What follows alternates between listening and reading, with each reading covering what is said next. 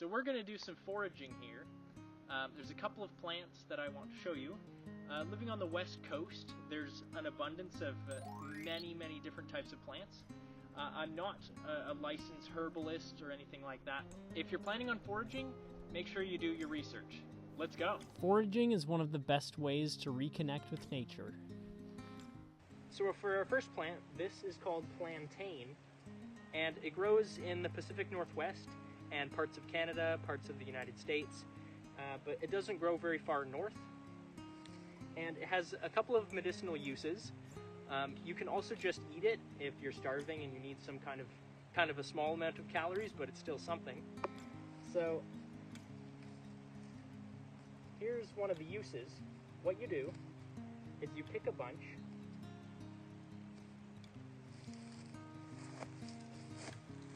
and you chew it up.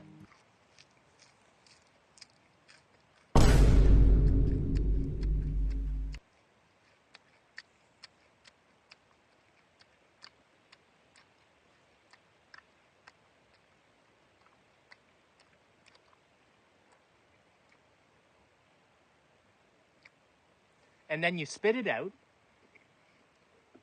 Oh my God, bro. And then if you get a cut, then you put it on your cut and it kind of sterilizes it. And it can prevent infection from happening.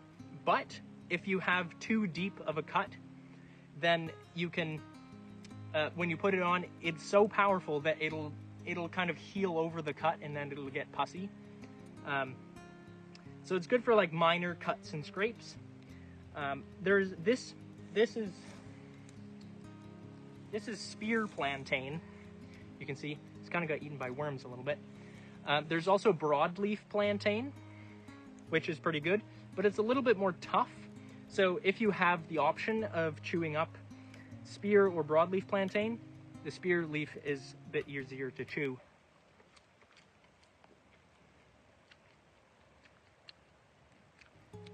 It's kind of bitter, but it's good. Plantain is a good plant to know about. Let's move on to the next plant.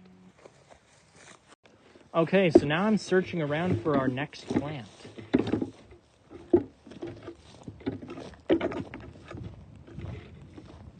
A lot of foraging, hold the phone. A lot of foraging is just looking around. Once you get good at foraging, you will know where to look for a plant that you want. I found this old trail and started walking up. And it wasn't long until I found the plant that I was looking for.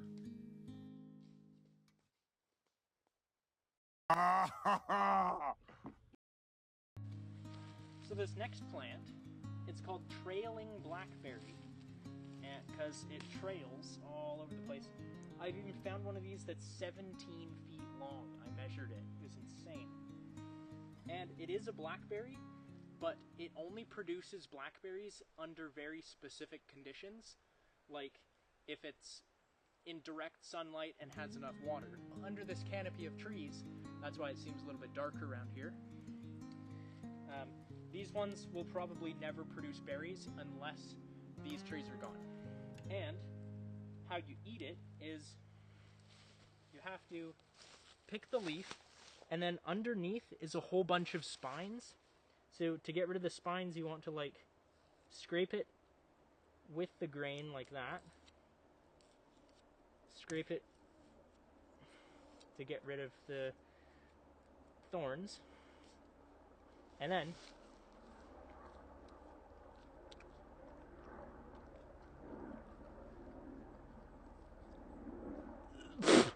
it's like eating a banana peel. But if you make it into a tea, then if you have extreme diarrhea from Giardia or something or whatever, it can help fix you up and make you not so sick anymore. The berries are a lot better than the leaves. You know, like when you eat like 5 banana peels and then you get that weird feeling in your mouth? That's what that's like. I'm thinking maybe if I continue up this trail, I might find the plant that I'm looking for. So this plant, we're not going to eat it, but I just wanted to show you it anyway. It's called a black cap, and it's kind of a mysterious plant. Wait a minute. Should we save this one at the end? No, because there's no berries on it. In the summertime, it produces berries that are black, but they look like a raspberry. It's like the original blue raspberry, but it's a black raspberry. And it's not a blackberry, and it's not a raspberry. It's its own thing. It's called a black cap. But if you're eating it, you gotta watch out that in like every 5th berry, there's a curled up centipede in there. And I've eaten 1 or 2 centipedes before, and they're disgusting. Now it's not funny anymore.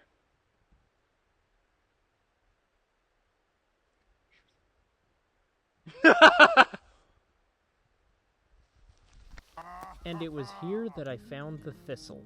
So what you do with the thistle is you don't eat the leaves because they're covered in thorns. You dig it up and you eat the root, and it tastes like the most like robust, flavorful carrot you've ever eaten. It's delicious. Let's go ahead and dig one up.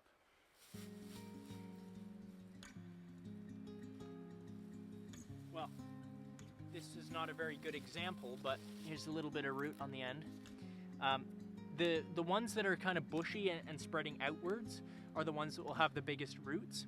The ones that are bolted, that just went straight to the sky and are really tall, these ones won't have very good roots, but you can still just get a little bit of flavor on it. And you want to keep the dirt on because it's good for your gut bacteria. Oh yeah. What I usually do with thistle roots is they're incredibly fibrous. So what I do is I just eat a bunch, chew it up, get all the goodness out, and then just spit out the fiber because you can swallow it, but it's like it's hard to swallow. Let's dig up another one. See, this one's kind of old. I don't have a trowel with me. The best thing if you're foraging is bring a trowel and like a bucket or a basket, but I'm too cheap to have any of that, so you just pull it up, and there we go. Look at that. It's a delicious carrot.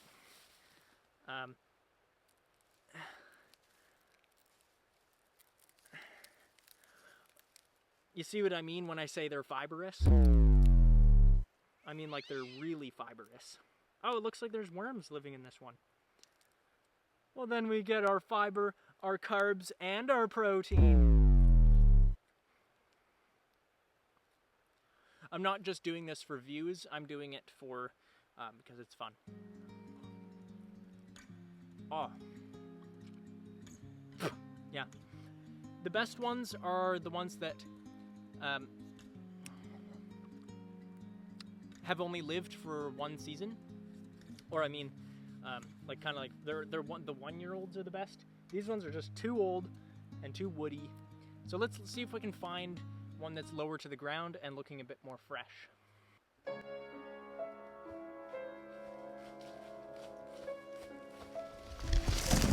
So I couldn't find any lower to the ground thistle.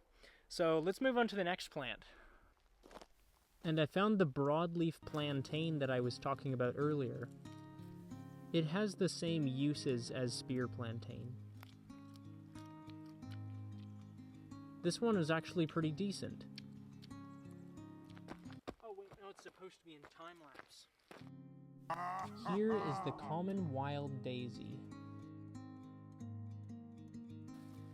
So this plant is obviously the wild daisy, and it's a nice plant, and we eat the leaves. They grow on the stem here.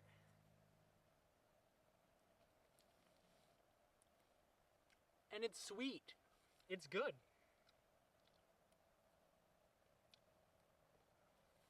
I think I heard something about, like, don't eat too much of it or something. Often the very extremely flavorful things are the ones that you're not supposed to eat too much of. And that's pretty much it about daisies. The thing about daisies, though, is you go to pick it and it's like, oh, a beautiful flower, and then you sniff it, and it smells like Cowboy butt. I like daisies. Did you chop down this tree? And now for our last plant. I'm super excited to show you guys this last plant because it grows only in a very specific environment, and it's pretty rare and it's pretty interesting. This is what I had to go through to get to it.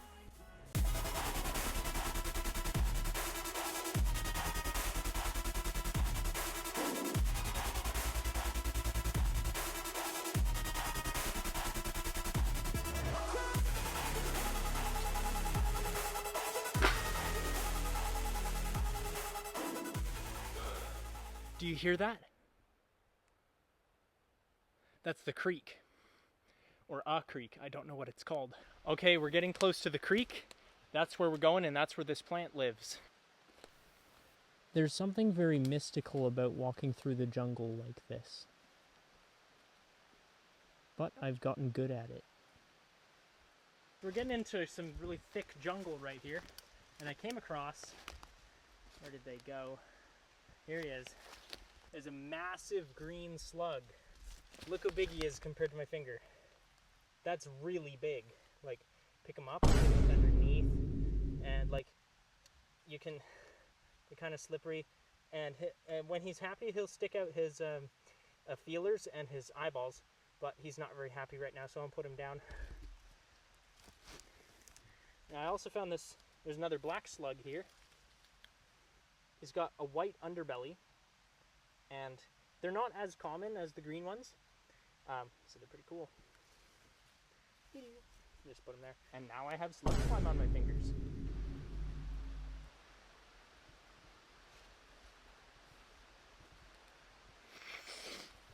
Let's keep going.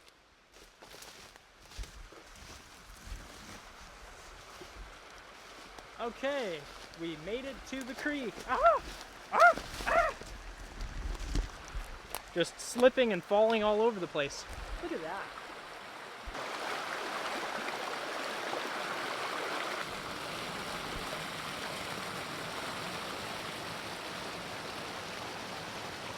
Oh no, I only have like 5% battery left on my camera. We gotta find this plant. With my battery this low and not knowing where this plant is, I really had to hurry. I ran up the dry creek bed and jumped under a log, and then there it was. The tree with the plant I was looking for.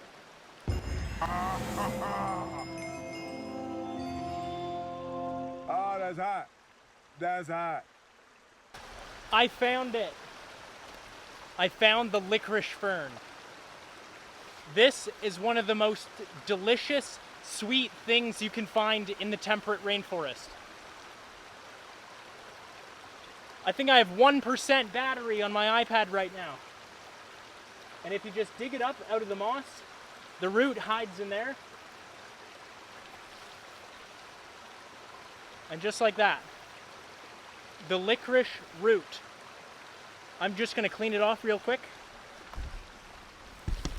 Just as I was about to wash the root, my camera died. But I brought it home, and we're gonna test it out right here. See if it's any good. Usually it is. It's always good stuff. Oh! Ugh. Oh, it's so strong. Oh, I love licorice.